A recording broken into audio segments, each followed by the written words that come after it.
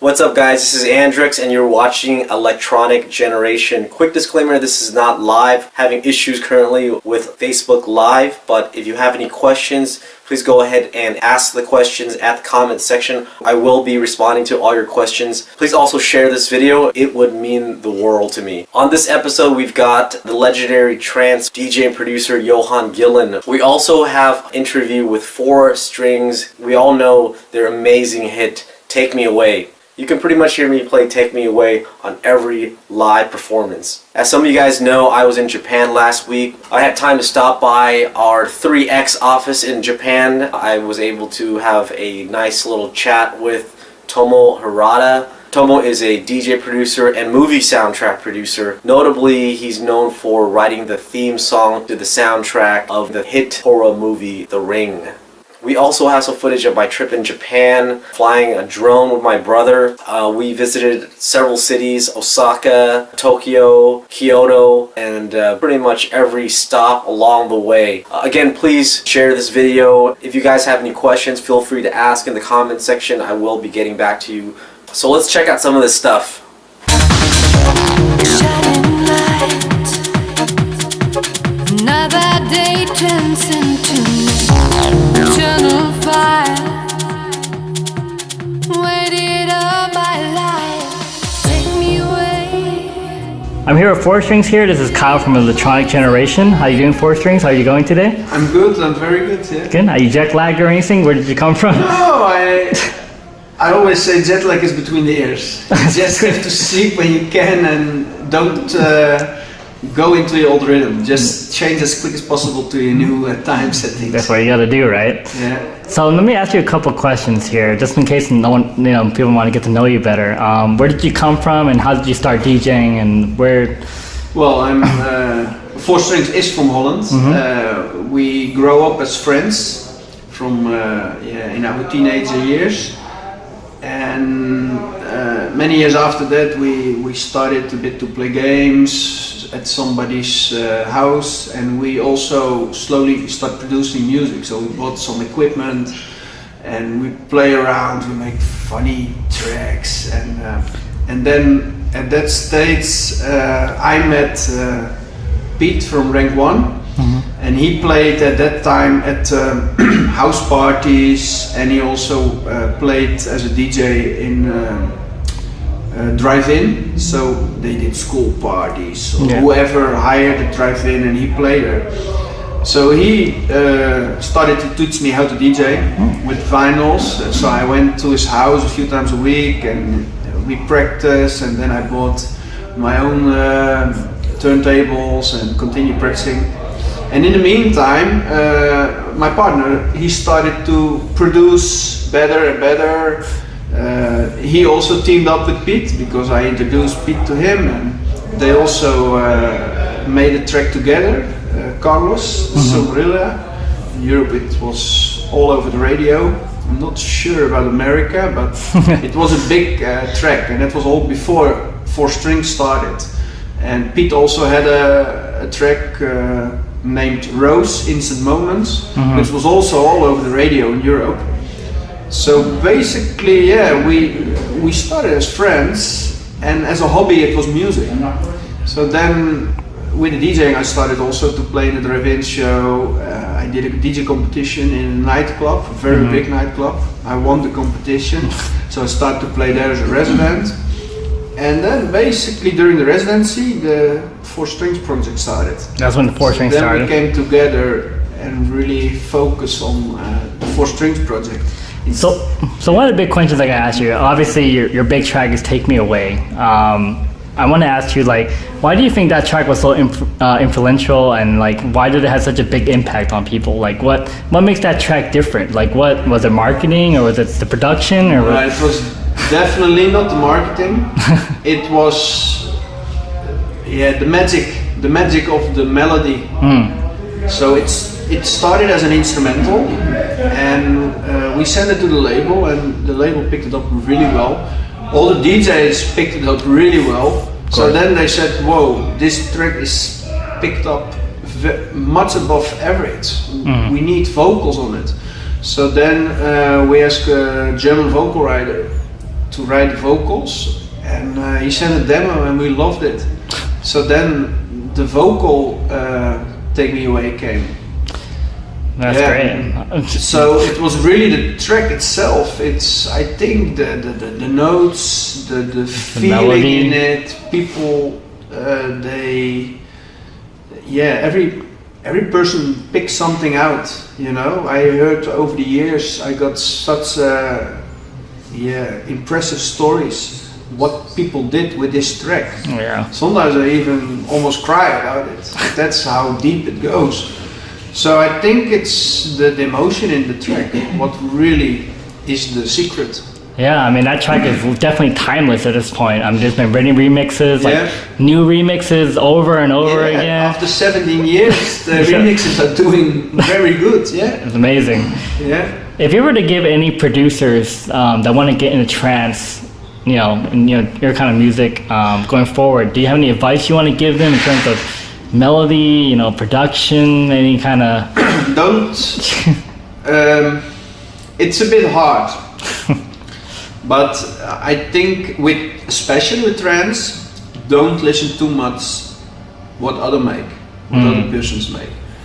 Go your own way. Lock yourself up in the studio. Don't listen to the new stuff other ones make, and do what you think. So basically, just come with your own sound. And but please don't look to other producers. Don't try to imitate them. It's not a good way. You can, of course, practice. If you find a producer who does something what you like a lot, what you appreciate 100%, try to rip off his track. For yourself, to teach yourself, okay, how does he make it? But that's more technical. But in the end, with the melodies, follow your own heart. On that note, how do you feel about the current state of trance? Do you like the new trance that are coming out? The side trance, the whole triplets, and just non-stop. To be honest, we got sent a lot of demos, and it's not really our cup of tea, basically, to say. We really don't look to that also. We just do our stuff. What we did in 2001, we keep doing that. So the melodies we make, it have to be up to the 4-string scale, emotions have to be in it. The vocals, we have a very good partnering up now with our label. He makes amazing vocals.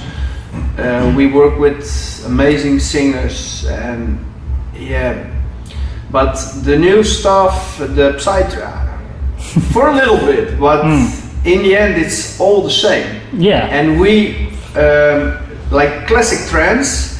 I think the big difference between classic trance and trance nowadays, it's the boringness. The boringness factor is now much higher because the beats are all the same. Melodies are different, but I think in the old days there were more styles into the whole trance. Do you feel that we're gonna go back to the old, 8-minute, 9-minute? I hope so. No, the long tracks, DJs will only play it 4 minutes anyway. Yeah, they do. So don't even make an 8-minute track because nobody will play it anyway. It's nice for people to sit at home.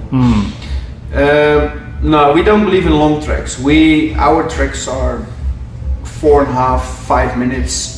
It's about it. Only do one breakdown. Why 2 breakdowns? Wow. If you need to, I probably think your first breakdown was not good enough already. So maybe try to make a new track. That's what we even do. We have maybe 20 tracks laying around, but only one survive. Don't push it. Yeah. If it doesn't feel right after a few hours, quit. Quit and start something new. Yeah. That's even what we do now. Or only work on it for a few hours and then listen the next day again. Yeah. And mostly you will think, Sounds what the like fuck did I make this? Exactly. And if you don't think that, then you have to continue. Yeah. But when you keep going, and some producers they say, oh, the whole night I was busy. in our opinion, that's not really the way to create something special. Right. It's not about the time it takes. It's about Yeah, it's the actual- about taking a break of your own track and then listen a few days after. Again, if you like it still.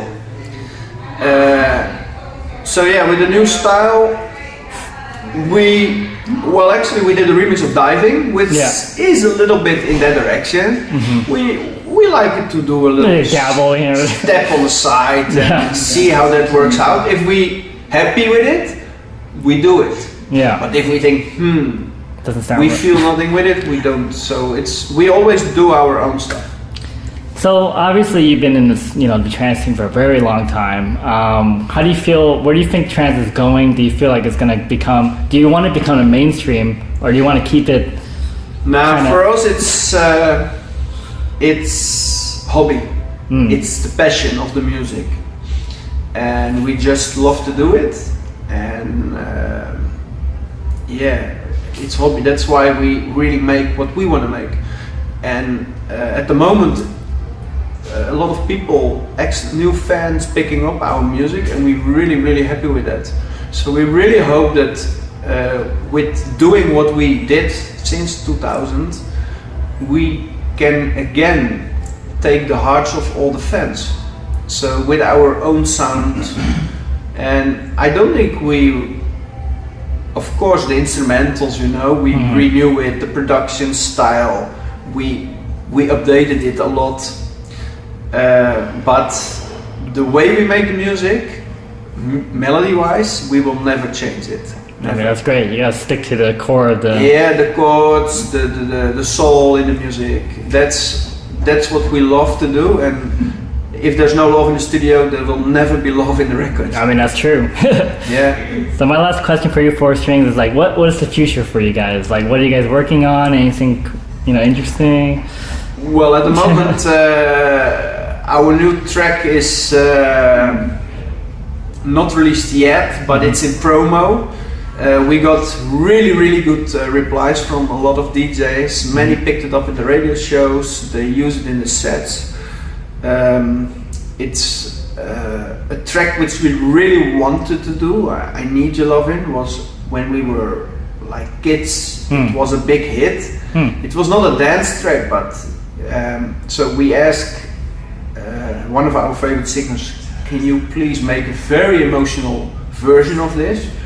And we heard the vocals and we thought, wow. So on this track we worked really long. We put it in the closet and work on it again a bit, and now we're really happy with the result. And there is already a lot of new tracks laying around. It's a bit of banging, it's a bit of emotional, it's a bit of everything. But always what you heard from us the last year and a half, it's in that same direction. But we try to polish it, you know, what we did, and we want to bring it to a higher level, put more emotion in the melodies. Sometimes we're going to make remixes of old tracks. We like to do that nowadays. Maybe add some vocals to a big track. Whatever we feel like doing in the studio, that's what we're going to do. But we're going to do it out of the passion of music. Is there a release date for this track, or? I'm not 100% sure, but I believe Monday, I think. Oh wow, Monday, I okay. Need Your Lovin' is released. It's the end of March. Okay. I forgot the exact date. No problem. But yeah, I believe it's Monday already. Okay, sounds good. Four Strings, it's been an honor. I mean, I'm a big fan of yours. I mean, Take Me Away is amazing. That track is amazing. And honestly, I hope you guys, you know, I hope trance stays the way it is and it doesn't, you know, become something that we, you know, mainstream or anything crazy like that. But it's been an honor for you. Thank you for interviewing. Thank you. This is Kyle from ELEKTRONIK Generation. This is Four Strings. Thank you, everybody.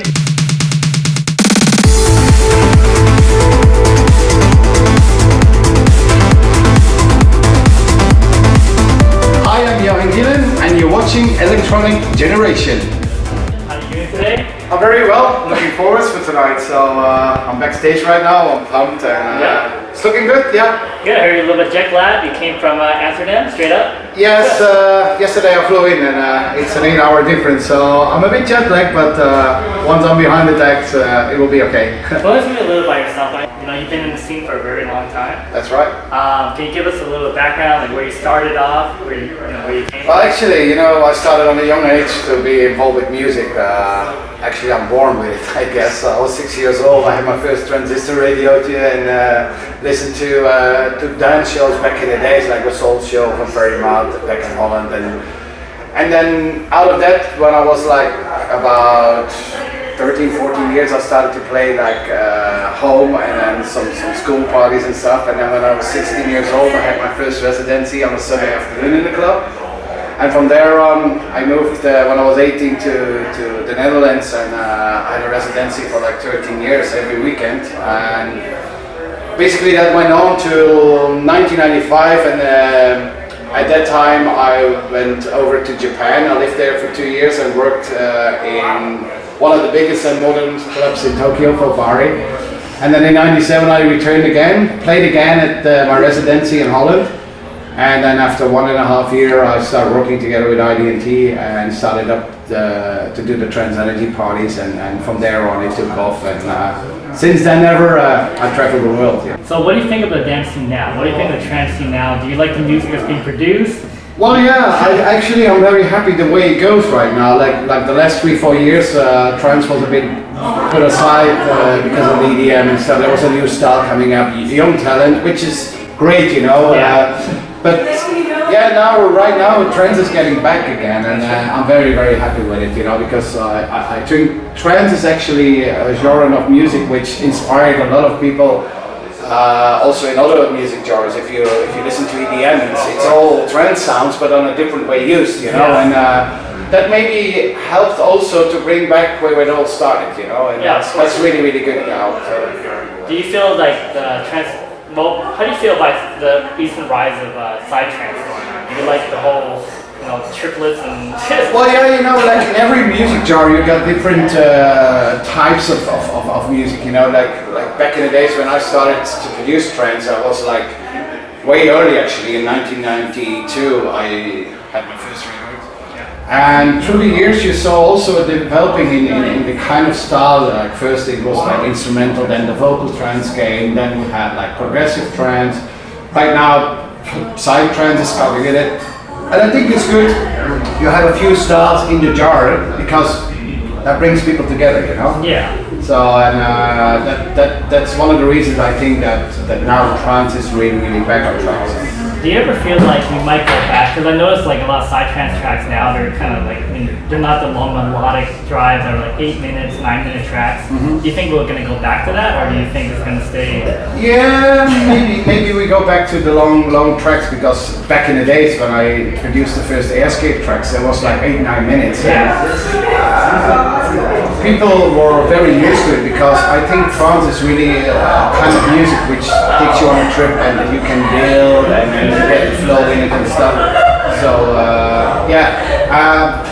but I think it needs a bit time, It's, people are getting there again where it all started. That's a good thing, Do you feel trance is like your only genre?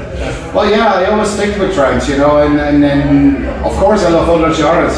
When I started DJing when I was 16, 17 years old, there was no trance, there was no house, there was nothing. I started up with pop music, disco and rock. Oh yeah. But I think that helped me a lot with creating what I'm doing right now, and I think trance has a quite a good future now. If I see Tomorrowland this year, Oh yeah. they're programming a lot of trance, Yeah. more than last year.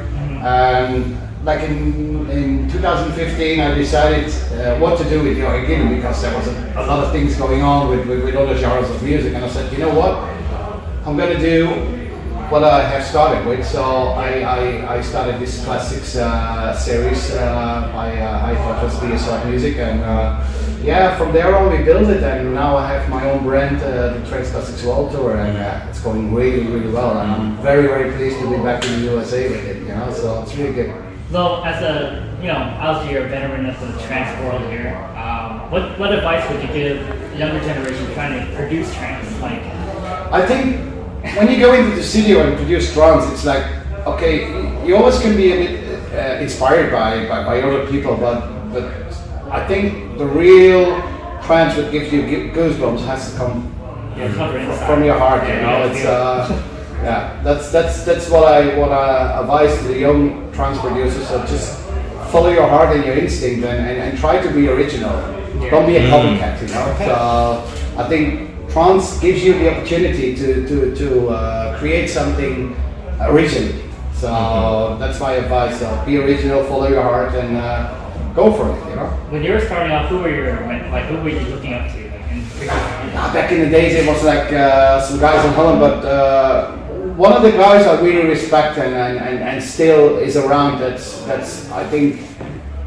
When I see him playing every time, I get goosebumps, and he's a very nice person in person as well. That's Carl Cox. I'm a big fan of Carl Cox, and we played together many times, and we met each other, and he's so cool, down to earth.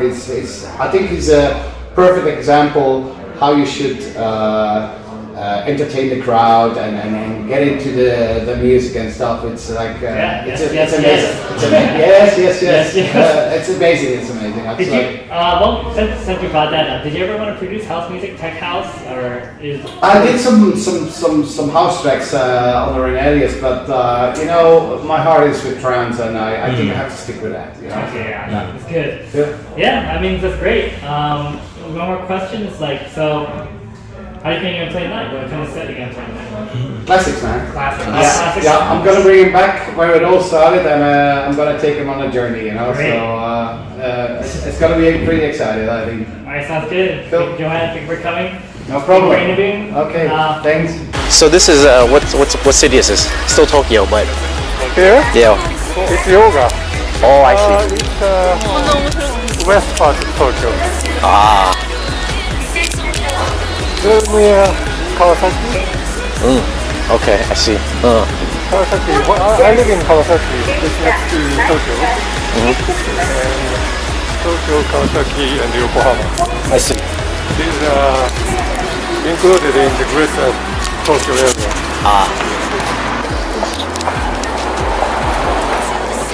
Thank you. So how's the radio show? My show is weekly, Okay. and it's now starting. Very cool. What's the show called? Taiko Radio.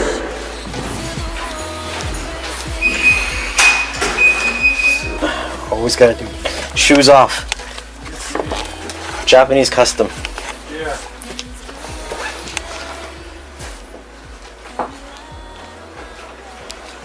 You have kids? Yes. Daughter and son. Oh wow. That's that's hard. It's very hard to pursue your dream and still have a family. Right? True. Yeah. True. That- So yeah. For me it is. But that's no, amazing. for everybody. For everybody. For everybody? So to be honest, I'm not very successful as an artist. I'm okay to survive, and I have family. So it's a balance. So if you target the higher goal, you have to concentrate only on your work, I think. Right. So because the time is limited. Exactly. That's the biggest thing, is your time is very limited. I meet a lot of DJs and producers that spend so much time in one category of the business that it's like, well, you're missing some pieces here. That's why it's hard for someone like, because the thing with me is I like you see on the website, we do events, artists, venues. We promote venues. So everything from the whole thing, it's a full kind of 360 multi-service platform solution for everyone. I think we could provide something for, if a venue wants promotion, sure. If a venue wants artists, yes. If an artist is looking for promotion or marketing, we could provide that. So, I'm always looking for, how to. You have to provide value to people. What makes you stand out? Why does somebody want to work with you, right? And not only that, but if somebody wants to work with you, why do they want to prioritize you over somebody else? So I think that when I meet a lot of DJs, artists, producers, it's kind of like there's always something kind of missing. you know. And but with you, it's like, okay, you know, you're juggling a lot. You've got the office, you got the radio show, you've got, you know, your producer life, and you have a family. Yeah, and 2 kids. With 2 kids. Yeah. So that's, you know, like, the more I'm finding out, it's like, wow, that is pretty amazing. So what's your formula? How do you figure out, like, this is how I prioritize, this is how I concentrate on, how do you split everything up and dedicate, this is my goal, this is how much I'm going to spend this much on producing, I'm going to spend this much time on marketing, I'm going to spend this much time. So how do you put everything together? Going back to that, how do you figure out, this is where I want to spend my time, and this is what I think is going to make, you know, is going to create the most impact and give, you know, provide me the most, help my career the most? I didn't plan. You didn't plan? Yeah, yeah. I think I didn't organize well, and I found house music at the time, and I was just there earlier than Really? other people. And you know Satoshi Tomie? Yeah. Satoshi Tomie is the first runner of Japanese dance music producer. Right, yeah. I think he is the artist.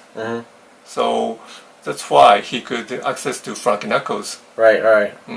So, and I found the fact Satoshi Tomie spoke to Frankie Knuckles and got to big success. That was so surprising story for us, because Japanese music scene itself is isolated from international music scene at the time. Right.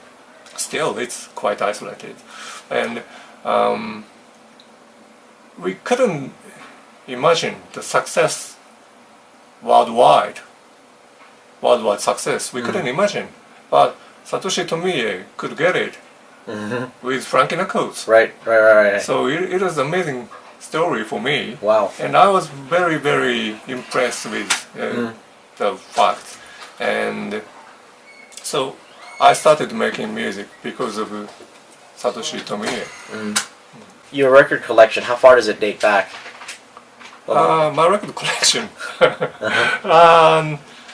I was a big fan of new wave rock, and so it's early 80s, and also so I was a big fan of New Order. Yeah. Blue Monday. Yeah. Blue Monday is one of the first records, which led me to the dance music scene. And before Blue Monday, I was a big fan of Michael Jackson. Cool. Yeah. Because I was a junior high school student, so it's natural. So tell us about the scene back then here in Japan. Also, before house music, Yeah. the scene was separated to commercial disco and very underground. And I was on very underground side, but there was no house music, so I could only play some strange underground music. So sometimes it's jazzy, sometimes it's funky, new wavy. So, but it is a hobby. When I was a college school student, DJing was my hobby. After graduating the college, What did you major in too, by the way? law. Wow. Okay, so you studied law. Yeah. Did you? Are you a lawyer? You have a No, law no, degree? no. I was a very bad student. Very bad. I didn't study well. Your passion was really in music, but you would. Already, Yeah. music was my first interest. I started making music, and I had no experience of playing instruments or even piano. I had no experience of music. I didn't read this. I couldn't read the scores, but I could make music with computer.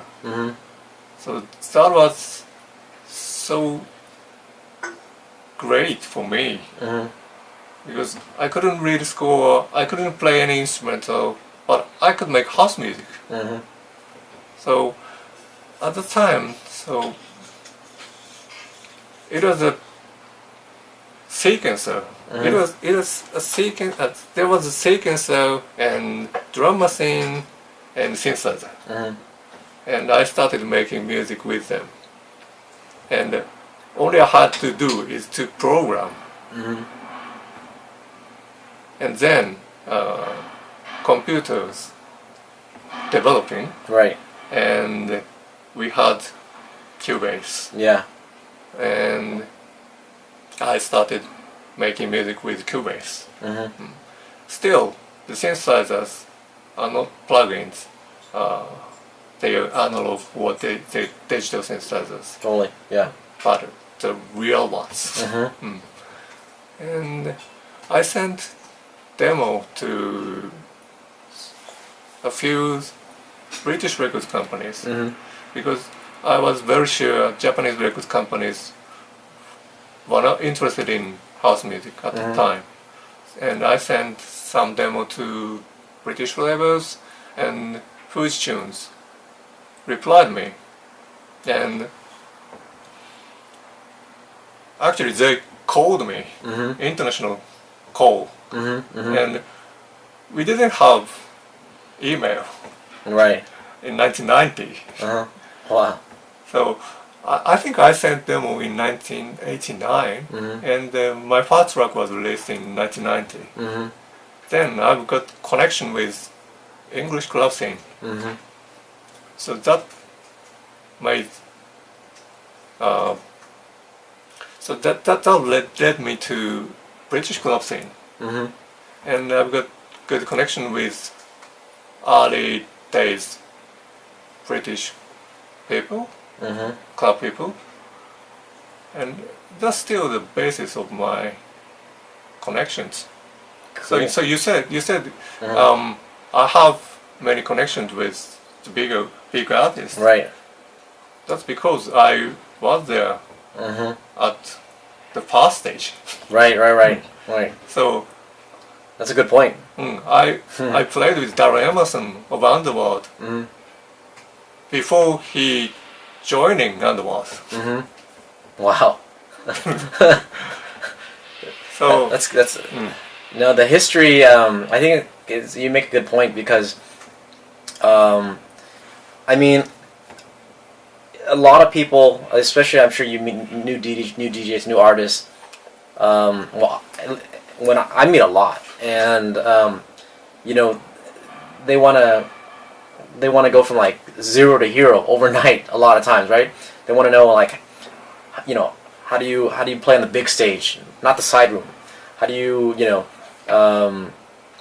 like they just want to like be like Tiesto overnight, and that's great. You have a big dream. You know, think big is important, but you know, you gotta crawl before you walk. You know, and it's hard for me to explain that because nobody wants to hear that. It's very hard to just snap your fingers and all of a sudden magic happens and you're a famous DJ. Not only that, but it's like my thing is, look, if you enjoy what you do, it doesn't matter how long it takes you. You enjoy it, every minute of it.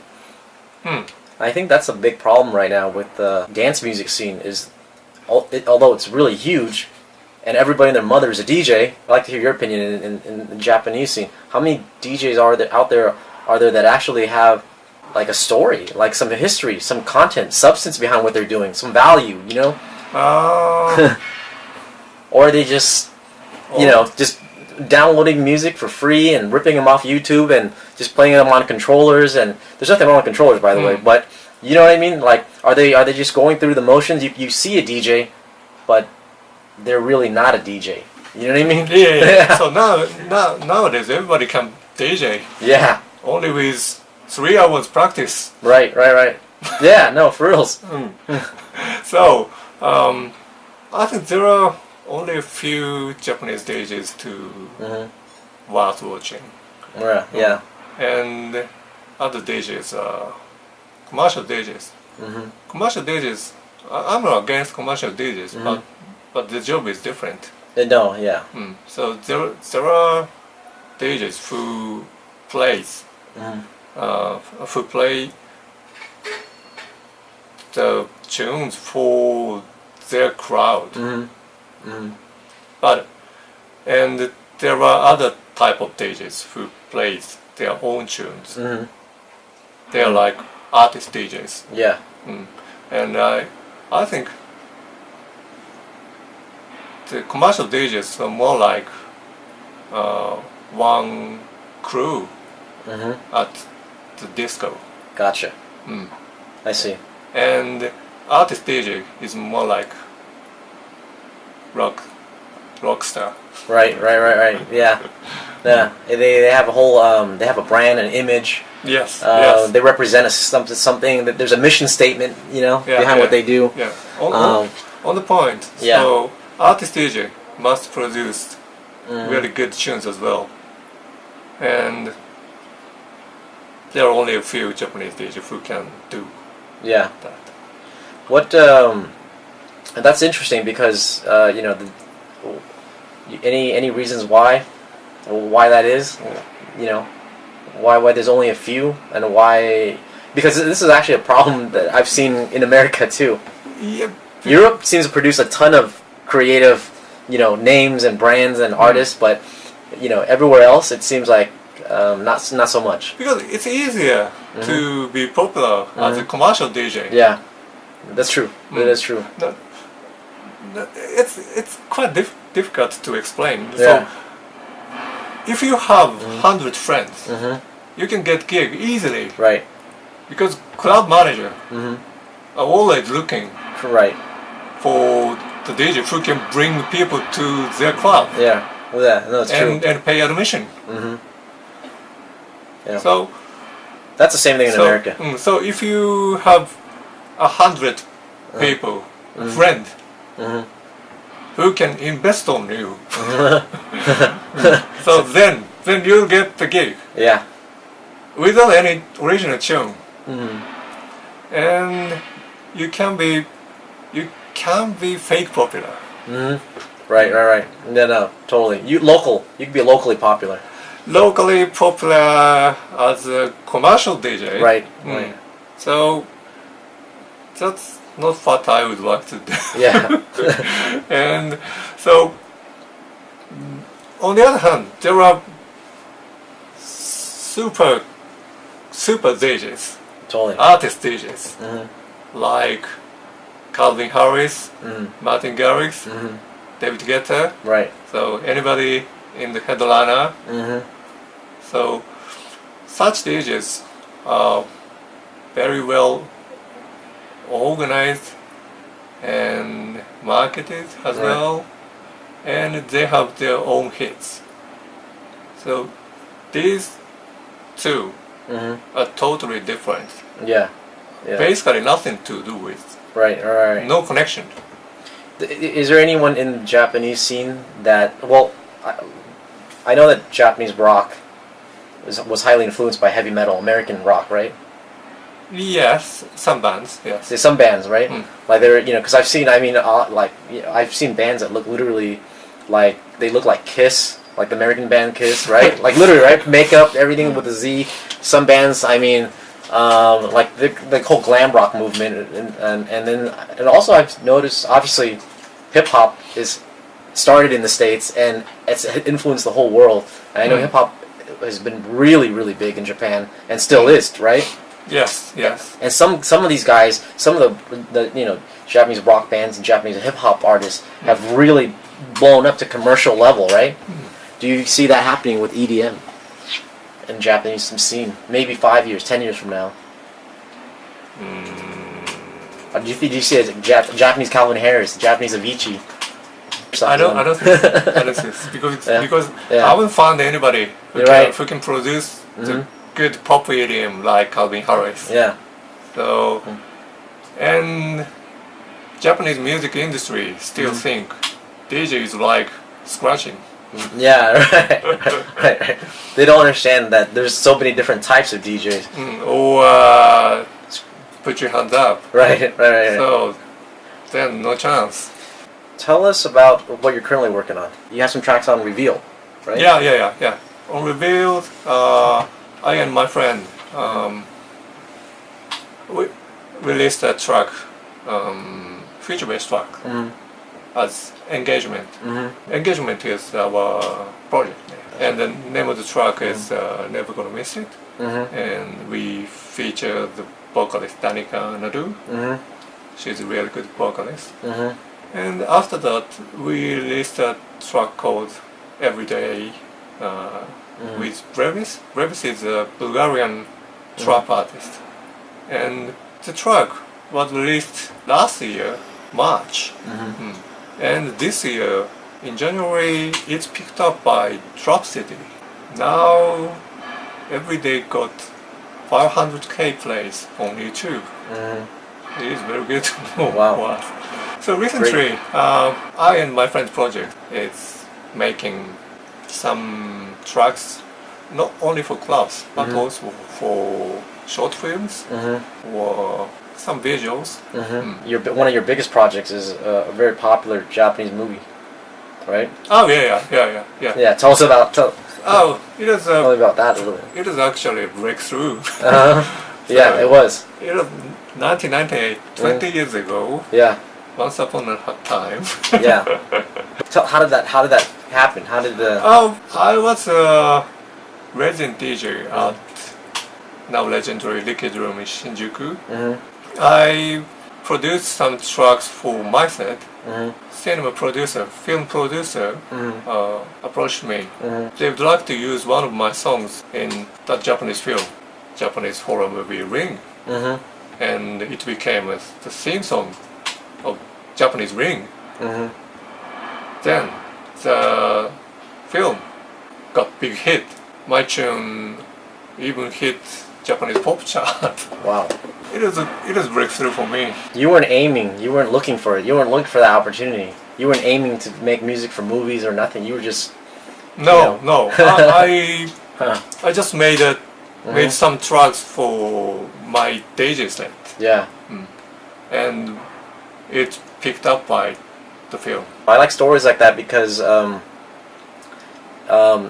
correct me if I'm wrong. But you didn't. You didn't plan for it. You were just. I didn't plan. Yeah, you were just kind of following. You were just doing what you wanted to do. You were doing what you were interested in. What you loved. What you enjoyed. Yeah. And a lot of people talk about luck, but when you actually take action, do what you enjoy, and you actually just dedicate and can consistently put yourself out there, well, kind of luck happens on its own naturally, right? Yeah. So I'm very sure I'm a very lucky person. Yeah. I'm very sure. I'm very lucky. But I'm lucky because I have been active.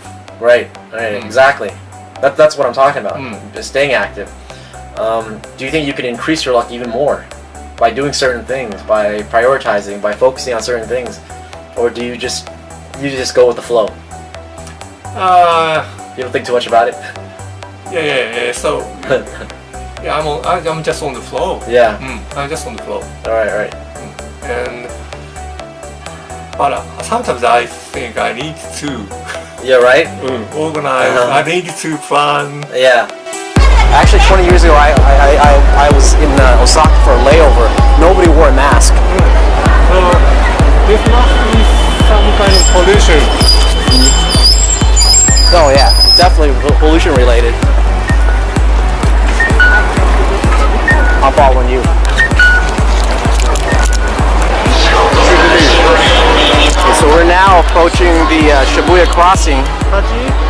Haji and cherry blossom. Yeah.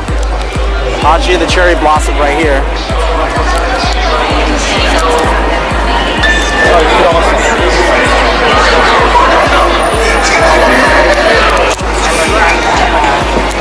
Somebody put a cat next to the dog. That's nice. Yeah, when did the statue come up? I heard it was here since for 60 years or 80 years. I don't know, but when I was a child, it's already here. When you were a child, it was already here. That's a long one, yeah. We got Dave Chappelle here. We just saw Dave Chappelle. As far as the cherry blossom thing, what is the significance with cherry blossom in Japanese culture? We think cherry blossom is typical Japanese flower. But we know it's very. I know that it's. Does it have any historical? Does it have any kind of like? What's actually? What is it symbolic of? You know? I don't know. You know what?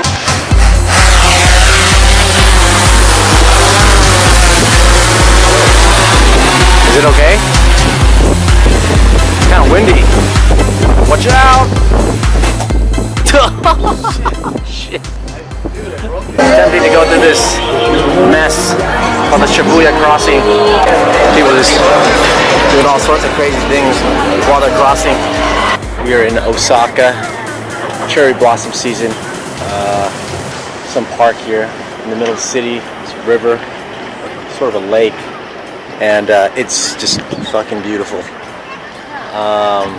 People, it's like Sunday, 11 a.m. People are walking their park, their dog, I mean.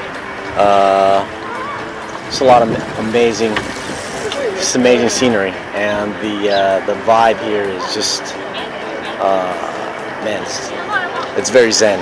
That's the best way I can describe it. Go for it.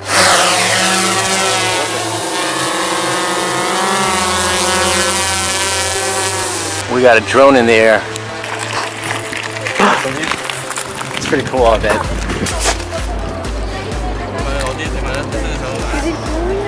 What is this place called again? Nara Park? Tokafuji Temple.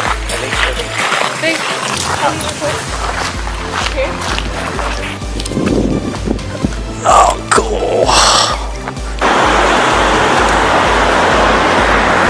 Sight.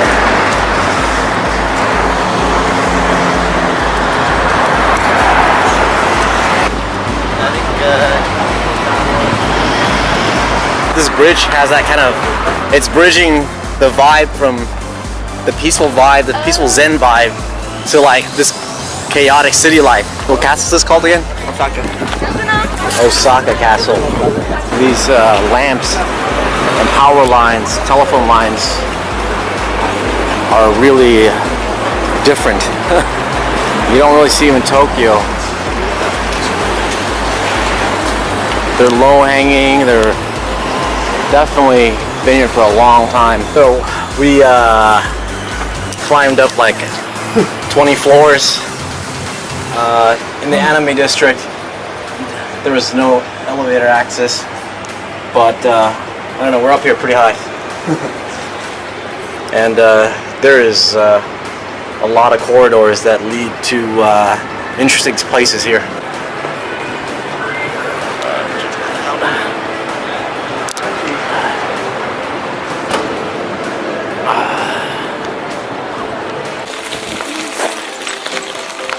Shine.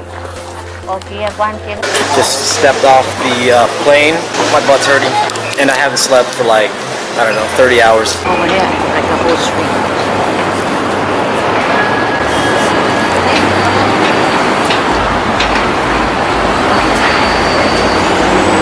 Alright guys, thanks for joining Electronic Generation. To watch past episodes and to stay in touch, go to our website www.weare3x.com. See you guys next week.